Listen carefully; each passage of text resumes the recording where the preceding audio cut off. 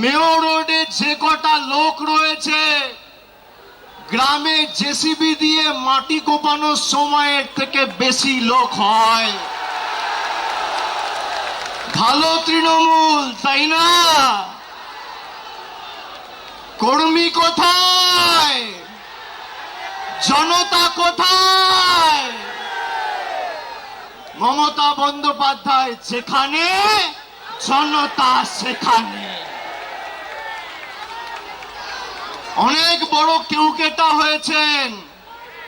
এই গাছগুলো দেখছেন, একটা পাতা যদি ঝরে পড়ে যায়, একটা ডাল যদি কেউ কেটে ফেলে দেয়, তার সবুজ আর কেউ ধরে রাখতে পারে না।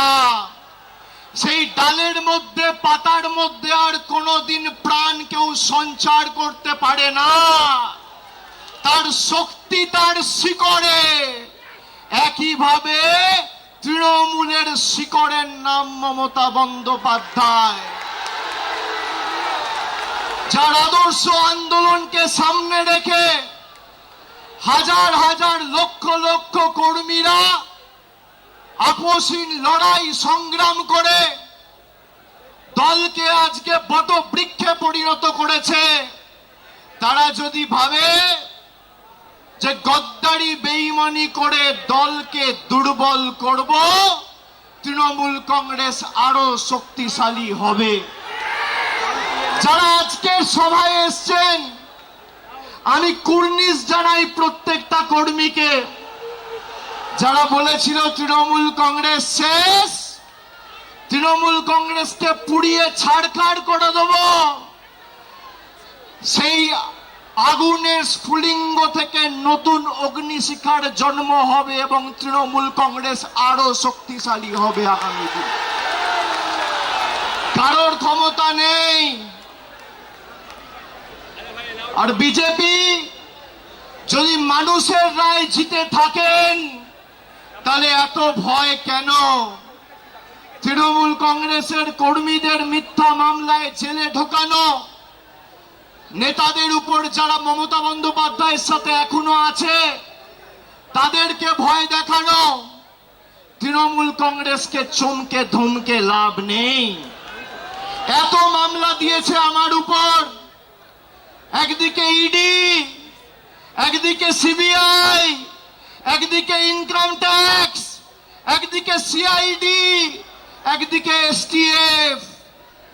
গলা যদি কেটে দেন আর যেদিনকে দেহত্যাগ করব, মৃতদেহটা শ্মশানে নিয়ে যাওয়ার আগে যদি বুকে কান পেতে শোনেন, তাহলেও সেই দেহ থেকে জয় বাংলার মমতা ব্যানার্জি জিন্দাবাদ বলবে।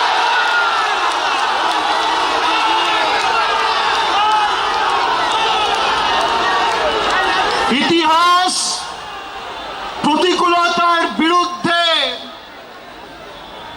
প্রলোভনকে উপেক্ষা করে যারা লড়াই করে, ইতিহাস তাদেরকে সমর্থন করে, গদ্দারদের সমর্থন করে না। 5 ওয়াট 10 ওয়াটের বাল্ব সে এখন ভাবছে আমি হ্যালোজিন হয়ে গেছি। আরে বিদ্যুৎ সঞ্চার করছে মমতা ব্যানার্জি, শক্তি কেন্দ্র মমতা বন্দ্যোপাধ্যায়, যার আদর্শকে সামনে রেখে আপনার রাজনৈতিক পরিচয়, পথ চলা।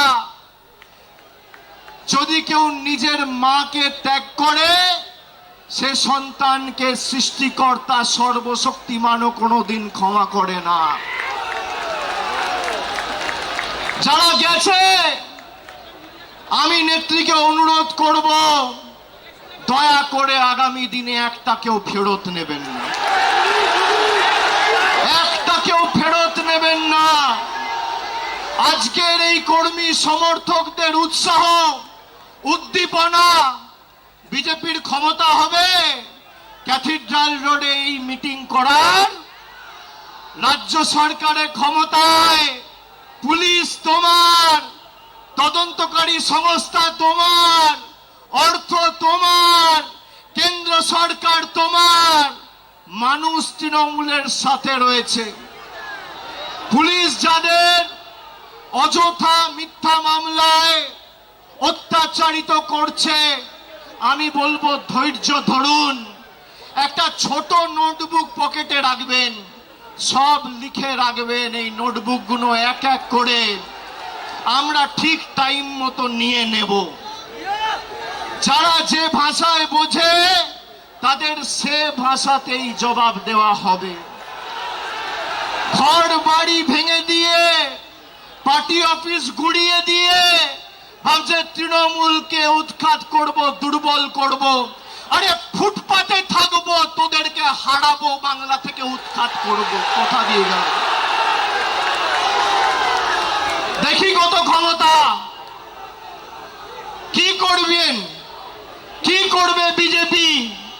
জেলে রাখবে, মিথ্যা মামলায় ঢোকাবে, ঢোকাও, তাও বশ্যতা স্বীকার করব না। মেরুদণ্ডটা ফর সেল নয়। যারা মমতা ব্যানার্জির ছবিকে পিছনে রেখে আর জোড়া ফুল চিহ্নটাকে সামনে রেখে 2024 নির্বাচনে জিতেছে, তারা বলছে আমরা এখন এনডিএ কে সমর্থন করব। মানুষ ক্ষমা করবে? করবে?